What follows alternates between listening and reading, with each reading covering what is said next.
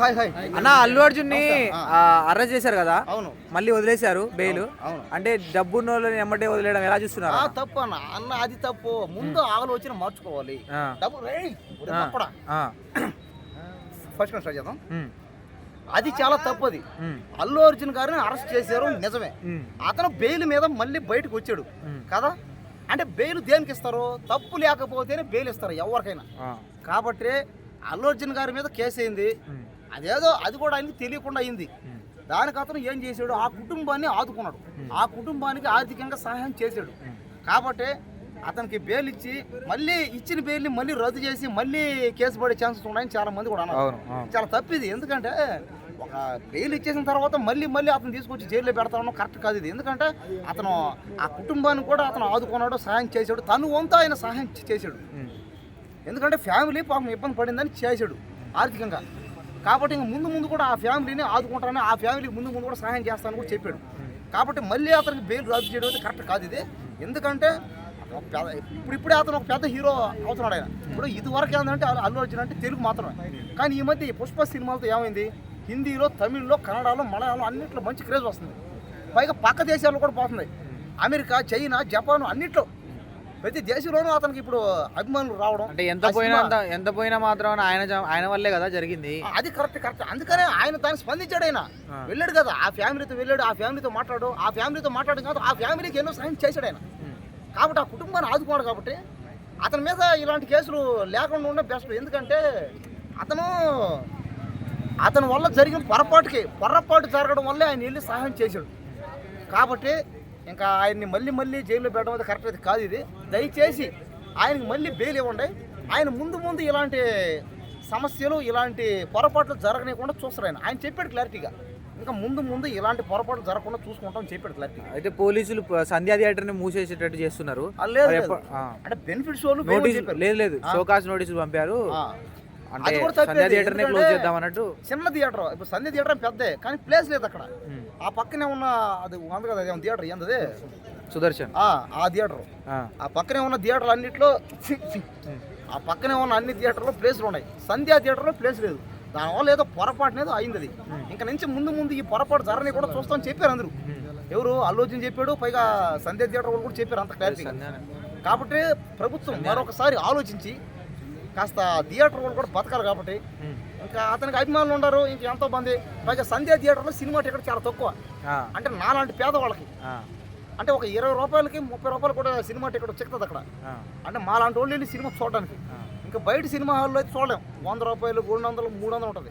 సంధ్యా theatre చాలా తక్కువ. కాబట్టి అలాంటి థియేటర్ దయచేసి మూత పడలేకుండా చూసుకోవాలి బాధ్యత అందరికీ ఉంది. కాబట్టి ప్రజలు కూడా దీన్ని సహకరించి దయచేసి ఆ థియేటర్ని మూసివేయకండి అని చెప్పి, అలాగే అల్లు అర్జున్ గారిది కూడా ఏం తప్పు లేదని ఫ్యాన్స్ అందరూ, అభిమానులందరూ, ప్రజలందరూ, తెలుగు ప్రజలందరూ దీంట్లో గర్వపడాల్సిన విషయం ఇది. ప్రతి తెలుగు ప్రజలు గర్వపడాల్సిన విషయం.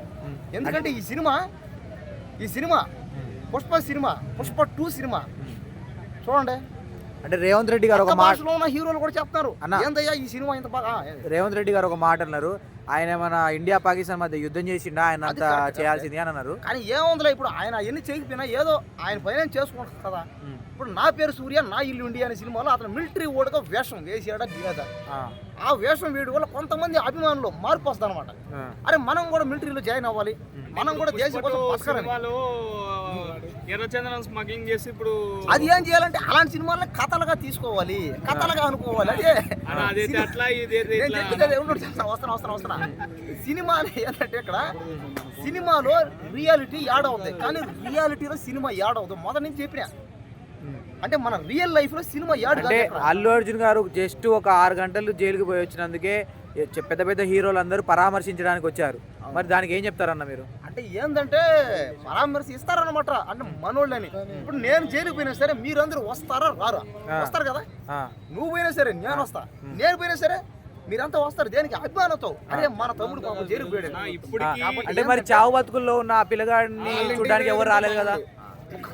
స్టడీ పెట్టాను. అన్న ఇప్పటికి కూడా ఆ పిల్లగాడు వెంటిలేటర్ మీద ఉంటేనే బతుకుతాడు లేకపోతే లేదనేసి ఒక 2 days నుంచి ఆయన ఇప్పుడు అతను అతను సహాయం చేస్తున్నాడు అంటే హాస్పిటల్ కైనా ఖర్చు మొత్తం అతనే భరిస్తున్నాడు. ఎవరు లేదు అసలు నిన్ననే లేదన్న. సిపి ఆనంద్ గారు చెప్పారు గవర్నమెంట్ భరిస్తుందని చెప్పారు. అల్లు అర్జున్ గారు మేము భరిస్తున్నాం అన్నారు. సరే అల్లు అర్జున్ గారు మళ్ళీ వెళ్ళారు. ఆయన మేనేజర్ తో పాటు అతను కూడా వెళ్ళాడు. అతను కూడా వెళ్ళి ఆర్థికంగా ఒక 25 లక్షల సహాయం కూడా చేశాడు. అల్లు అర్జున్ వాళ్ళ ఇంటికి వీళ్ళందరూ వచ్చే బదులు డైరెక్ట్ గా ఆ పిల్లోడి దగ్గరికి పోయి ఆర్థికంగా పోయాడు సహాయం కదా, చేయడం. పోయాడు. ఎవరు పోలేదన్న అల్లు అర్జున్ పోయాడు కదా, అర్జున్ పోలే. అతను మేనేజర్ గారు పోయాడు అవును కదా, మేనేజర్ మేనేజర్ ఎట్లా పోలేదు, సెలబ్రిటీ కూడా ఎవరు పోలేదన్న. పోతాడు ఎందుకంటే అది ఘటన జరిగింది కదా. వాళ్ళ కుటుంబాలు, వాళ్ళ బంధువులు, ఫ్యామిలీలు, జనాలు, ప్రజలు అందరూ కాస్త కోపంతో అదే పాపం ఇంకా అతని మీద ఏదంటే అది మాట్లాడి అదే మనుషులంతా ఒకటే. అంటే పేదోడికి ఒక న్యాయం ఉన్నోడికి ఒక న్యాయం అంటే లేదు అలాంటివి ఏం లేదు. మన దేశంలో పైగా ముఖ్యంగా మన తెలంగాణలో రేవంత్ రెడ్డి గారు ముఖ్యమంత్రి అయిన తర్వాత ప్రతి ఒక్క పేదవాడిని అతను అంటే ప్రతి ఒక్క పేదవాడికి న్యాయం జరగాలని అతను నిరంతరం కృషి చేస్తున్నాడు. నేను రేవంత్ రెడ్డికి పెద్ద ఫ్యాన్. నేను ముఖ్యమంత్రి గారికి పెద్ద ఫ్యాన్. అన్న ఇప్పుడు అల్లు అర్జున్ గారిని అరెస్ట్ ఆయన వచ్చిన తర్వాత ప్రతి పేదవాళ్ళకి అంటే మహిళలకు ముఖ్యంగా 24 గంటలు ఉచిత బస్సు, ఉచిత కరెంటు, ఉచిత మెట్రో కూడా చెప్పలేదు కాబట్టి బస్సులు ఉచితమైనవి లేని వాళ్ళకి ఉపయోగపడుతున్నాడు. కాబట్టి అలాంటి ముఖ్యమంత్రి ముందు రావాలని ఇంకా మళ్ళీ ఈసారి కూడా ముఖ్యమంత్రి రావాలని. సరే ఇప్పుడు పోలీసులు ఏమో బెయిల్ ని రద్దు చేయాలని చెప్పేసి కోర్టులో వాదిస్తున్నారు. ఒకవేళ బెయిల్ రద్దు చేసి మళ్ళీ అరెస్ట్ చేసే యోచన ఏమైనా ఉందా? అది ఇక్కడ మనం చూసుకుంటే ఇక్కడ ఏంటి ఇక్కడ పాయింట్